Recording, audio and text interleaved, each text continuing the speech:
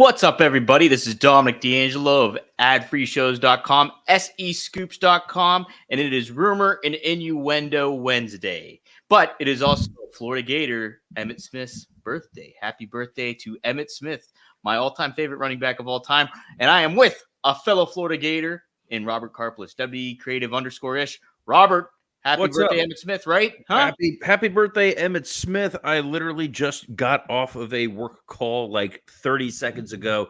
It went almost 3 hours long. My goodness. So I am, to say flying blind would be an understatement. I'm glad I made it here. I literally logged in at like 11:59. For the cliffhanger, for those of you yesterday, because I had to step out for a minute. The Comcast, the Xfinity guy was here. He showed up 2 hours later than he was supposed to. Fix the issue.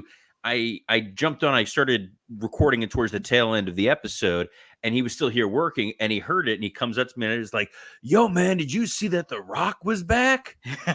And this is why I love wrestling. It brings everybody together. You never know where you're going to find these people. I know where I'm going to find these people, and that's in the comments section. We'll say hi to some folks here. Antonio Santos says, "Happy Wednesday." Poncho316 says, "I just clawed your ass." Got no clue what the hell that means. Oh, you'll find out, Robert. Mike Malaro says, "Happy Wednesday." All the real question is, can Stone Cold's Kitten get a streaming deal? I'm 0 for 2 and what the hell's going on here, guys. Joseph Wade Walter says, "Morning, fellas. Dom, why don't you make like a tree and get out of here?" All right, at least a little Back to the Future. I kind of know what's going on here, but for the love of God, Dom, hold on. I'm looking at the top of the Okada versus Dax, Stone Cold's Kitten. Yes, dude. How long have I been away? You've missed a lot, Robert. This is like, what is it? Was it Short Circuit where the kid falls asleep or goes into a coma and then he wakes up with a robot or something? Or am I missing it? I don't know. It was an 80s movie. No, that was an 80s movie. That was not Short Circuit. Short Circuit is one that I don't think you can even watch it anymore because of. Really? So Fisher Stevens, who's in Short Circuit and Short Circuit 2, it's on Succession, is in like brownface playing an Indian guy. What? And as a kid, I'll tell this back to wrestling. Like as a kid, didn't realize he was an Indian. In the same way, growing up, I thought like, oh, Yokozuna, that dude's Japanese, right? And you look at it now, I'm like, what the hell was I thinking? It's my fault for trusting popular culture to be remotely accurate. But the one thing that is always remotely accurate is Dominic D'Angelo. Dom, yes. What do we got on tap for today? We got a diverse set of topics here today. We're gonna touch upon the Warner Brother upfronts coming up and what it indicates with AEW's new TV deal potentially. Vince McMahon, we wanted to cover this yesterday, but with the tech issues Robert was receiving, we didn't get a chance to touch upon it. It was Vince's lawyers. They were coming after me. They were wanting to come after Robert. Twisting knobs and pulling levers. That's it.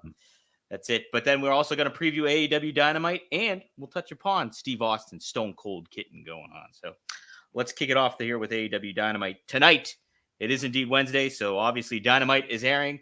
The headline match will be Okada defending the much forgotten about AEW Continental Championship against Dax Harwood in the main event, it appears. I would imagine that's probably going to be the main event.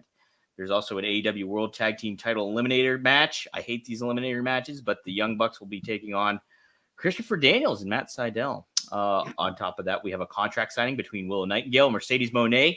I know Robert can't wait for Mercedes' promo skills on that one. Hook returns. I didn't know he was gone that long to initial return, but I guess he's gone long enough for that.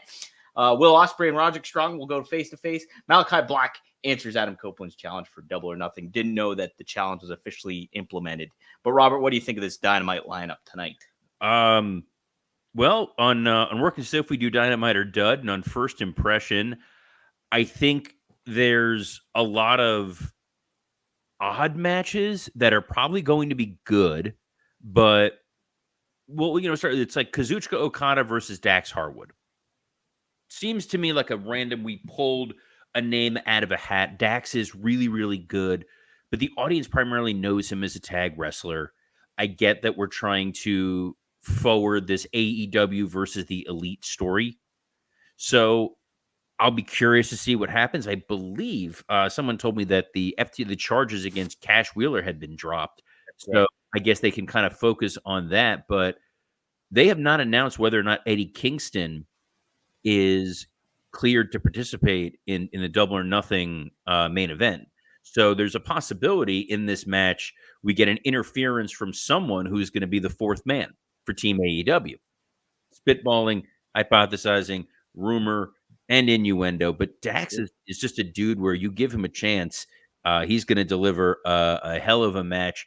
The tag eliminator, like Christopher Daniels and Matt Sydal, both great guys. I like Matt Sydal a whole lot. I don't think I've ever met Christopher Daniels, but he just seems like a really great guy in the Yeah, industry. he is. Nobody's looking at those guys and going, yeah, those are your number one contenders for your tag titles. So it feels like there'll be some shenanigans and some chicanery, but it's a match that's kind of a foregone conclusion. It might be entertaining, but it's kind of like a little bit like the Becky Lynch Dakota Kai match on Raw. Nobody's doubting the true outcome here. Ospreay back, which is great. Roderick Strong on the microphone. Mercedes Moné on the microphone. Your silence might be more compelling than either of their promos tonight, Robert. So we're trying here. I think we got to set up the paper. I don't know when their pay-per-view is. It's in like 2 weeks, 3 weeks. I think it's the same weekend as King and Queen of the Ring. Am I correct? Same weekend as NXT Battleground. I don't know if that, but I think you are right too in that. I think you are right too that King and Queen of the Ring are happening that same week. And then it looks like Moxley and Bryan Danielson versus Jeff Cobb and Kyle Fletcher. Yeah. So that I love Jeff Cobb. I mean, they used him as a mercenary earlier on in AEW, and he's just fantastic. Like, just a great look, amazing talent in the ring. I'm all for Jeff Cobb, more Jeff Cobb, so I'm okay with that. But I like Jeff Cobb quite a bit. I had the pleasure of working with him before in MLW. Mm-hmm. But when is he part of the Don Callis family? Did I miss that? Because isn't Kyle Fletcher part of the Don Callis family? Yes, they did not set anything up with Jeff Cobb there. I mean, you can use the excuse that he is a mercenary and maybe do something like that, but I didn't know. I mean, I'm not super in tune with New Japan storyline telling at the moment. I think he is associated with them, actually, now that I think about it a little bit, but I could be very wrong on that. I don't remember that ever being an association. I know they've been teasing an Orange Cassidy alliance with Don Callis, which is strange. I think Kyle Fletcher is a hell of a talent. I think he's a star of the future. We'll see what they do in a Blackpool Combat Club match. But yeah, Danielson is suddenly, he's back. He's on Team AEW, but he's also in the Blackpool Combat Club. Maybe Moxley's the replacement for Kingston. Maybe that's where you're getting to. That kind of makes the most sense, right? If you're going to do something to that effect, I guess. Kim, Claudio. Mm-hmm. Yeah.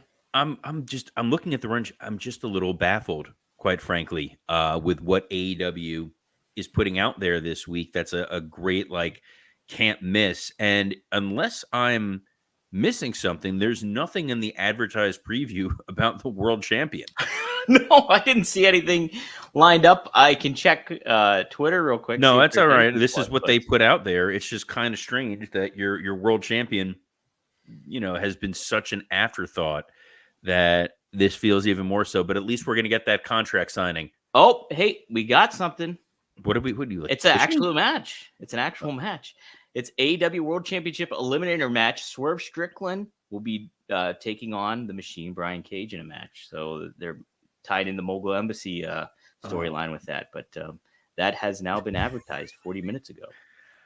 So yeah, there we go. I'm trying so hard. I'm shifting gears from real life mode to this mode, trying not to be hypercritical. And look, obviously, Swerve and I are friends. Brian Cage and I have known each other for a while. I like Brian Cage. Yes. It's another match that's a complete storyline foregone conclusion. Either we're going to get a beatdown, or Swerve's just going to beat Brian Cage, because they've beat Brian Cage so many times that it doesn't even matter when he loses now.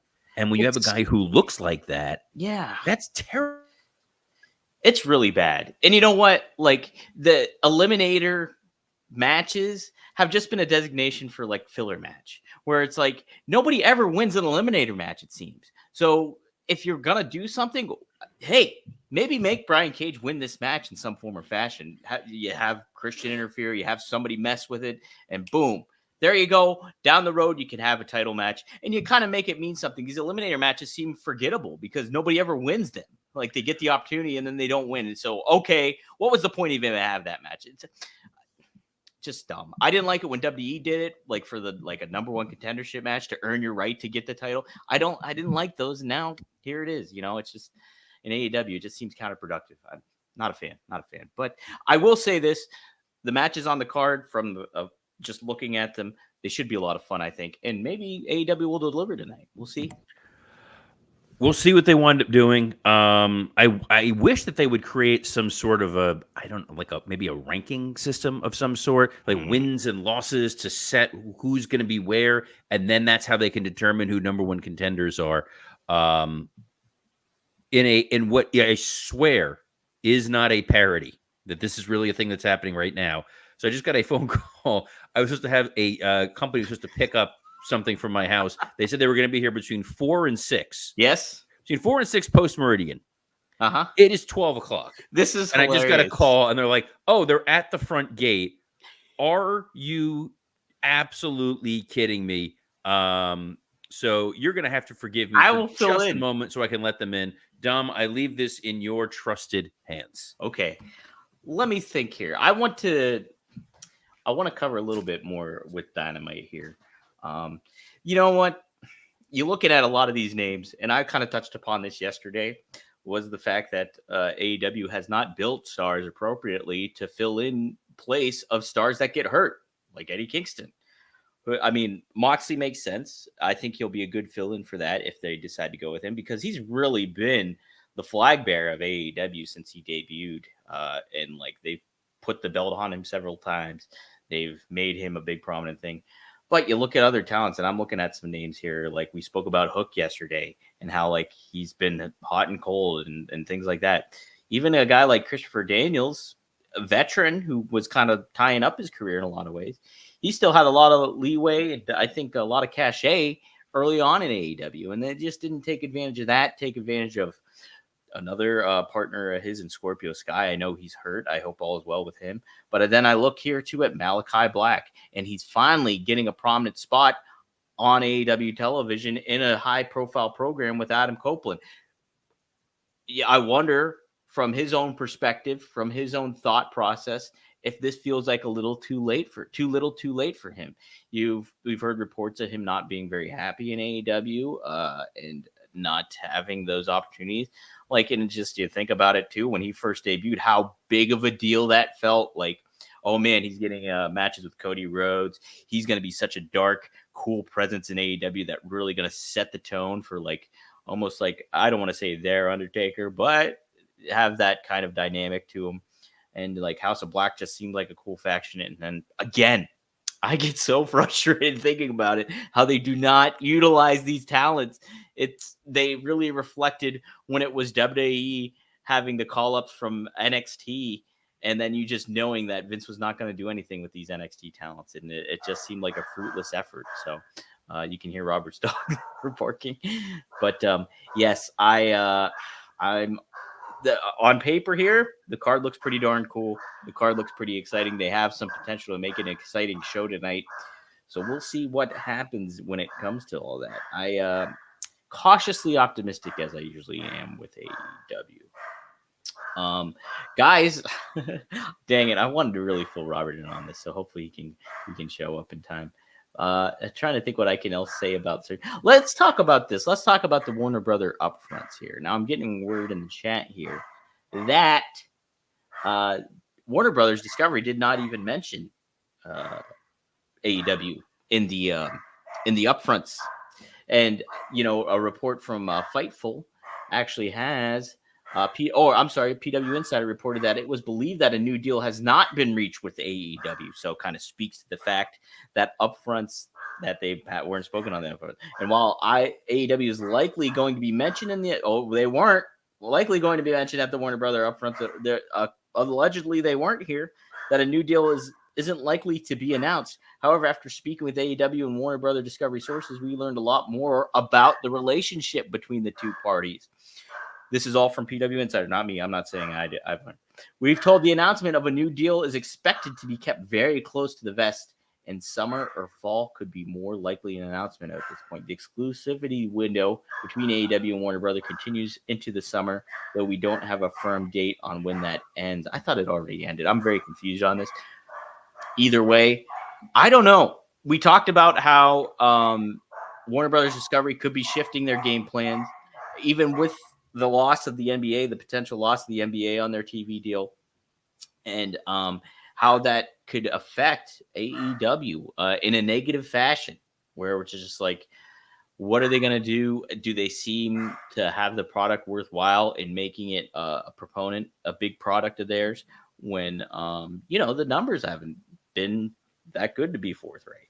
So what are we going to see here moving forward when it comes to all that stuff?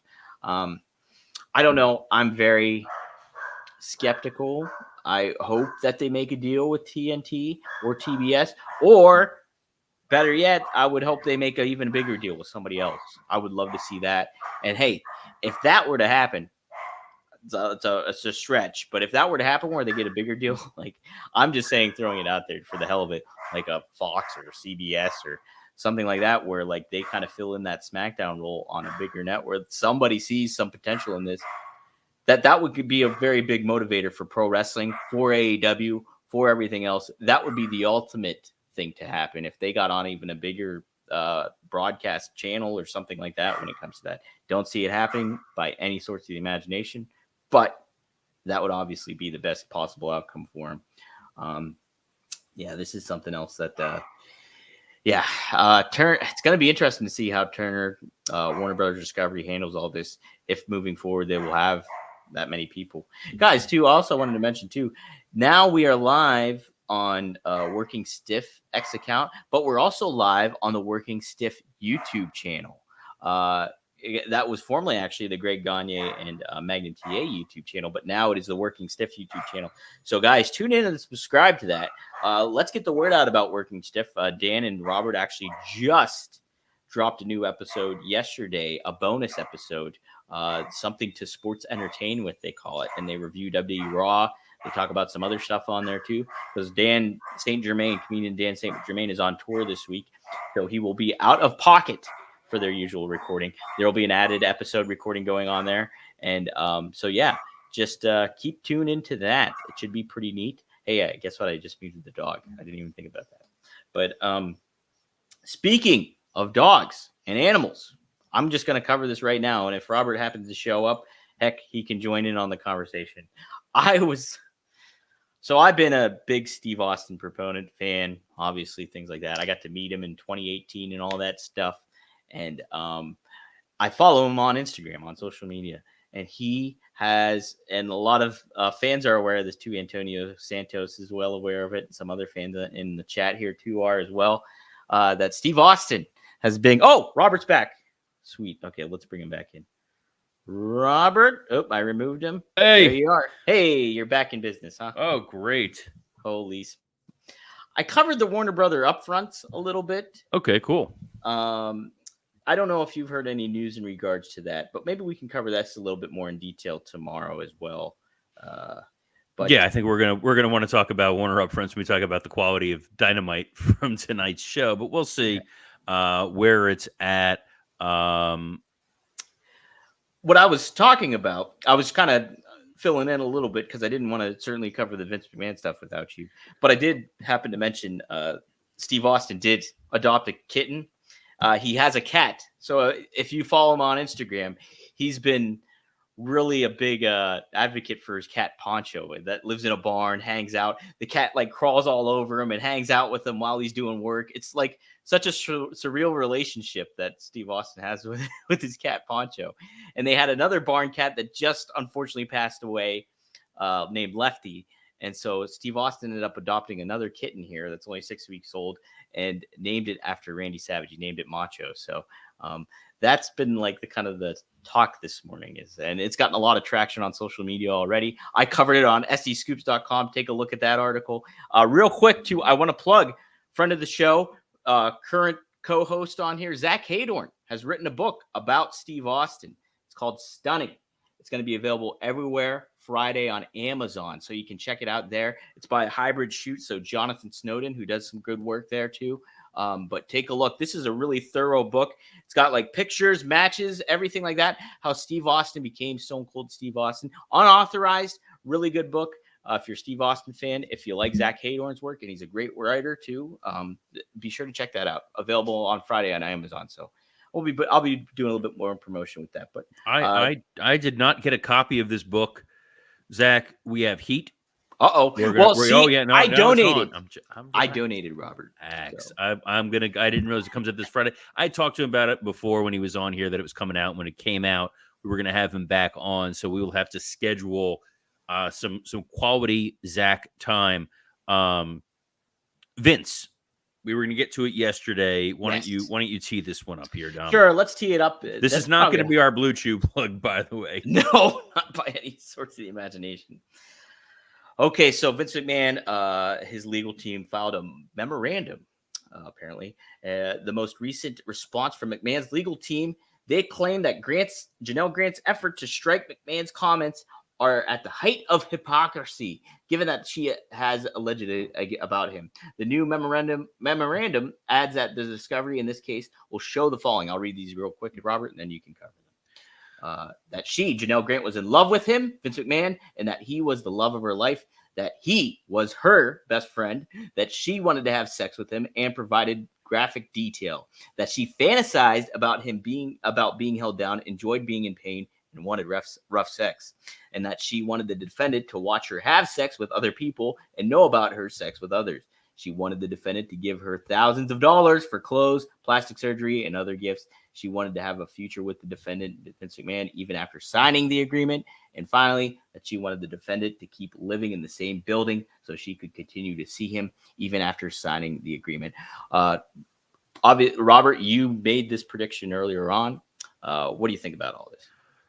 So these are the purpose of this is to try to introduce text messages between the parties that were not included in Janel Grant's original complaint, that Vince feels show that there was an intent behind her relationship with him, that this was consensual, that they were in love, that the actions that were outlined in her complaint that were so salacious and so shocking were at its root consensual, that the things that Vince did to her that seemed to shock the conscience of society were things that she had either asked for, initiated, expressed interest in, that she loved him, that this was a good relationship that ultimately went south.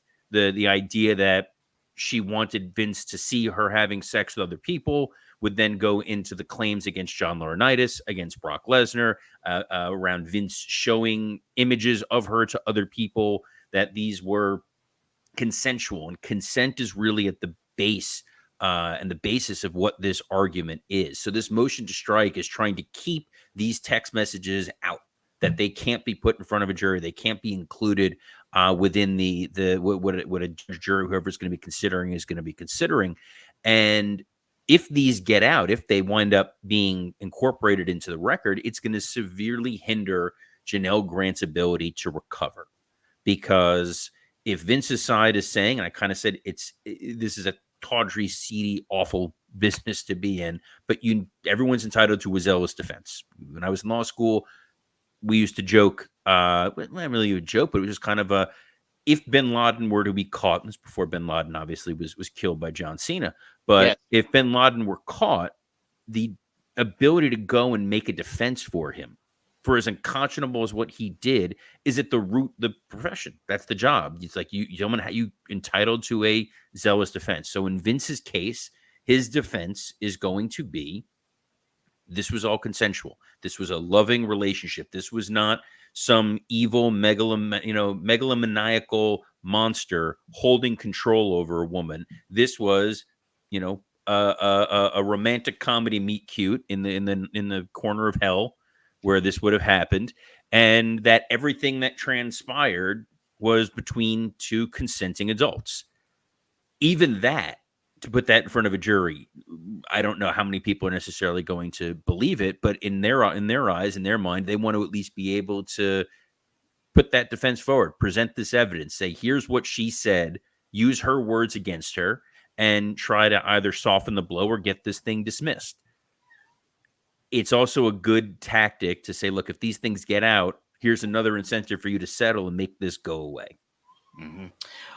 I don't know if you saw this, Robert, too. Yesterday, according to PW Insider, WWE filed a motion to propel them to move Janel Grant's case into arbitration too. Additionally, because apparently, according to them, she agreed to handle any situation through arbitration first, and she didn't do that allegedly. So here we go. So that's another aspect of it. I did want to get your perspective on the aspect. Okay, Vince is wanted to file for arbitration. John Laurinaitis filed for arbitration. Janel Grant hasn't. WWE has.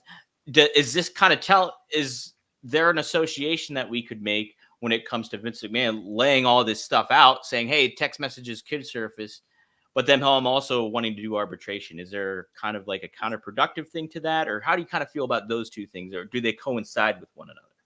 So it sort of depends. WWE is in a very uncomfortable position where they sort of have to support Vince in the situation where they want him to win, so this goes away, so that there is no liability on the WWE. Any potential blowback, as minimal as it may be. So arbitration, again, you're getting into a room, no cameras, there's no recording of what's happened. It's a very private matter. The information that's disclosed in there is disclosed solely for the purposes of getting a settlement. So you're allowed to just vocalize everything, where you can get in that room and say, look, you're gonna go in front of a jury and you're gonna say this is what I'm gonna say.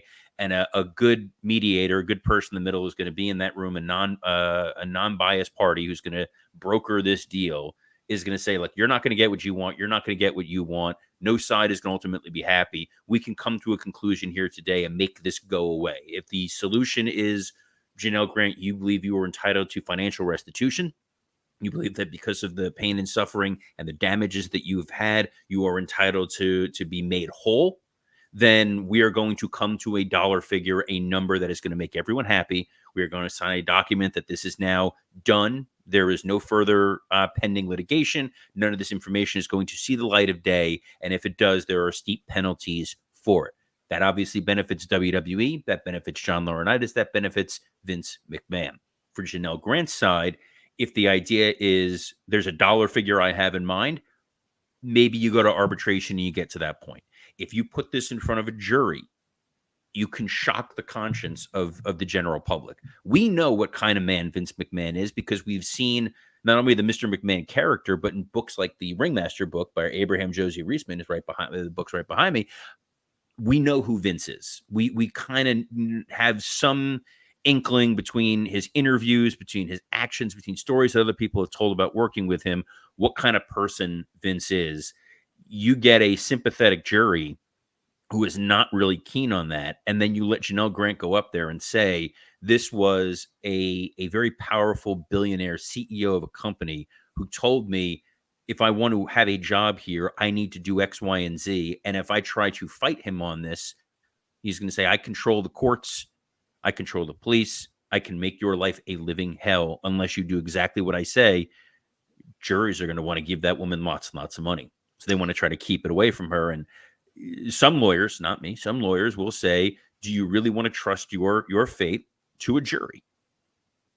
It's a wild situation, obviously. And I know I asked you this a couple of weeks ago. Where do you think you're going to see this going? Has any of this information that's came out since we last talked about it kind of changed your perspective on where the outcome might be? Will we see this in the public eye? Will this happen behind closed doors? What do you think? So Vince hired a PR firm that we talked about before who's going to try to build up Vince as a pillar of society. I saw it back when I was there and Linda was going to be running for Congress, and the narrative that Vince and Linda McMahon are one of the largest employers in all of Connecticut. Here's all the philanthropic charity work that they have done over the last several decades. Here's the USO work they've done. Here's pictures of Vince McMahon with more than one sitting U.S. president. it paints a picture of, this is a guy who I guess was ripe for a target for an opportunistic person. Then they're going to try to malign Janel Grant. They're going to drag her name through the mud. She is not a billionaire. She is not a public figure. She is someone who brought a case against someone for actions that she felt were wrong. And it could wind up, unfortunately, defining her life. And if you're going to say, look, we can make this all go away, if you get in a room and we talk about this, and if this memorandum that Vince's attorneys filed wins, and they're going to say, look, we're going to bring all these text messages where you're professing your love for Vince and you're talking about all the dark and twisted things that you wanted to do to him, with him, and for him, you're not going to get a dime. So you're going to have gone through this entire exercise and you get nothing. Yeah. That's where your lawyer, talks to you and says, look, here are your options. So if this is purely about financial restitution and being made whole, I can see where they're going to potentially get into at least try arbitration. If they think this is a chance for a big public cause, you're gonna take them to court, and you're gonna put this out in the general public and fight your fight there. Wow, craziness. I thought this was supposed to be my diversion from my actual work. Right. Today. And now here I am, like you were just on a 3-hour call. Let's add that was different. But this is here. This is great. And look, there's important questions like Kevin Kellum says, can Dom get any more swole? Yeah. Dom, I don't want your head to swell up, but you are one hell of a producer. Where else can the fine folks hear what you've got with co-hosts that hopefully don't vanish in the middle of your show 2 days in a row? On the plus side, at least now the bed has been carted out. We donated it, and now it is gone. And neither one of them mentioned anything to me about pro wrestling. So here we are. There we go. Yes, guys, you can find me at rvdtv.com.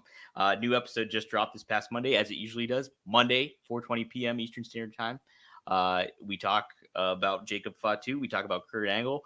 We also have technical difficulties on that one. So that's a fun episode. We only go 50 minutes, so it's short and sweet. In addition to that, we just dropped a new episode of Straight Talk with the Boss, Magnum TA, Greg Gagne. Go to the fourhorsemannetwork.com, fourhorsemannetwork.com. You can check it out. We cover Magnum TA's car accident and go into detail about that. Magnum has a great perspective on all that stuff. Robert, I plugged Working Stiff while you were gone a little bit, but let's talk about it a little bit more. Yeah, we it's one of those rare weeks. We dropped there'll be 2 episodes dropped this week. Dan St. Germain and I yesterday talked about Monday Night Raw. We talked about the similarities and differences between wrestling and comedy. It was a really fun show. That's up on our main feed. And then Scott Chaplin and I will be back on Friday talking about AEW Dynamite, talking about a variety of things that popped up during the week, and absolutely no Hulk Hogan seance. But you can get that wherever you get podcasts, which is the same place you can get the audio version of Rumor and Innuendo, which drops live every Monday through Friday at noon Eastern. We are streaming on a ton of platforms, guys. It's growing leaps and bounds by the day. You can catch us on the WWE Creative _ISH X account, the Podcast Heat X account. Podcast Heat is who makes this show possible. The Dominic D'Angelo X account, the Working Stiff X account, the SE Scoops X account, and on YouTube, on the Rumor and Innuendo channel, the Working Stiff channel, and the Ad-Free Shows channel. Unless Jeff Jarrett flexes his unquestionable muscle. Calm down with the flexing the guns there, Dom. We don't want to get the people too excited, because then they're not going to need the Blue Chew. They should still need it. It's gonna help. But hey, on behalf of the swoliest swole who's ever swollen, Dominic D'Angelo, I'm Robert Karpelis. Best of luck in your future endeavors. Happy birthday, Emmett Smith.